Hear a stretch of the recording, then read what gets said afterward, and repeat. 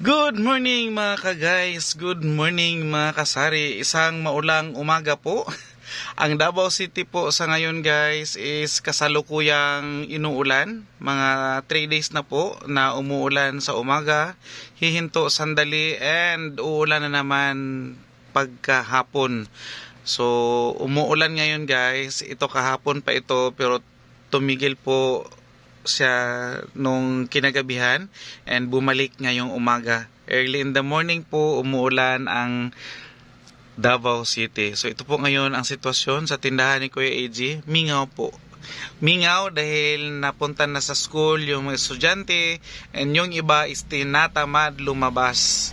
So instead of kasi walang mamaya pa ang lakad ni Kuya AG and may piplex lang si Kuya AG sa inyo guys.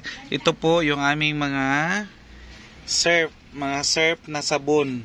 Ito yung mga powder na sa ilalim at saka yung mga liquid na mga surf na sa taas. At sa pinakataas guys, itong mga surf na mga fabric conditioner. Ayan po nakalagay dyan. And dahil ubos na po yung ating syrup na cherry blossom. Ayan po si cherry blossom. Ito. Mabinta po kasi si cherry blossom guys. At saka timing na pumunta dito ang aming ahente sa Unilever. Ayan po. Ahente namin sa Unilever na walang sawang pinupuntahan kami. Kahit minsan guys, hindi kami maka-order dahil ang ginaapas lang namo guys is ang mga promo talaga ni Unilever. So pag may mga promo, hindi talaga namin siya pwedeng hindi kuhaan. Kasi pag promo guys, doon po tayo kikita at saka yun lang din yung guys, yung mas interesado tayo pag may promo. Anyway, kahit walang promo guys, namimili pa rin kami ng syrup dahil nga mabenta itong mga syrup powder, lalong-lalo na itong si cherry blossom. So naka-promo siya ngayon guys, may siya buy 6 plus 1. So sa isang tie, magiging 7 siya guys, 7 piraso ang isang tie ni cherry blossom na syrup powder na detergent. So ito, namili kami ng 24 ties. 24 ties yung order namin from Sonic Sales Distribution. Ito yung aming resibo. Ayan. So pakita ni Kuya AG guys yung resibo. Ito yung resibo ni Sonic Sales and Distribution Incorporated. And 24 guys, 24 ties po yung nabili namin. So nakabayad kami ng 900 pesos, hindi siya 1,000, 900 lang. Dahil promo ito guys, explain ko lang kung paano kikita si Kuya AG sa mga promo. And alam ko na alam din ito ng ating mga kasari, pero flex ko lang guys para malaman ninyo kung magkano kikitain ni Kuya AG dito sa 24 ties na mga cherry blossom na powder ni Surf.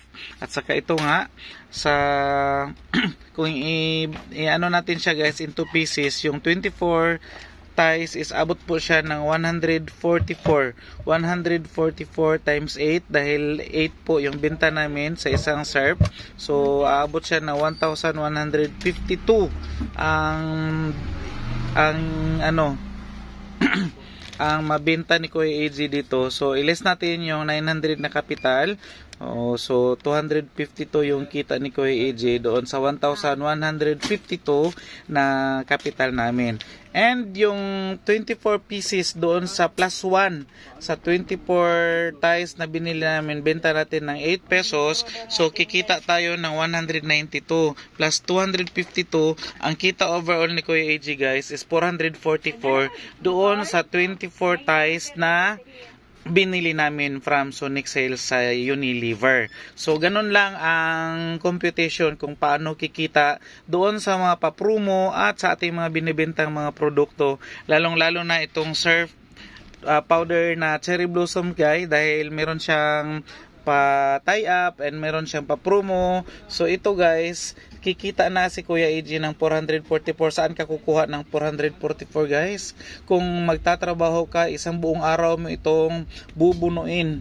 Dahil ang ngayon guys, ang minimum wage dito sa Davao City is 443. Kung hindi ako nagkakamali. So ngayon, ito yung kikitain ni Kuya AJ. Buong araw din ito guys na mga kita sa ating mga minimum wage earners. So ayan guys. So sa umagang ito may kikitain na si Kuya. Although hindi pa yan siya maubos agad guys, pero alam ko mauubos talaga itong si Cherry Blossom at saka itong ibang mga syrup namin dahil mabinta po ang ating mga syrup na sabon, lalong lalo na sa ating mga nanay na mahilig manglaba. Dahil kahit hindi mahilig manglaba ang mga nanay guys, mapipilitan silang maglaba dahil meron silang mga anak na pinapaaral at saka kailangan malabhan yung mga uniform ng kanilang mga anak. And that's all for today mga ka-guys sa share ni Kuya AJ this morning. And happy Thursday po sa lahat. Ang pizza pala ngayon is nasa January 17. Sa January 18 na po tayo guys. January 18. Ang bilis ng panahon. So malapit na po ang Valentine's Day. Advance Valentine's Day sa lahat. And bye-bye muna for now.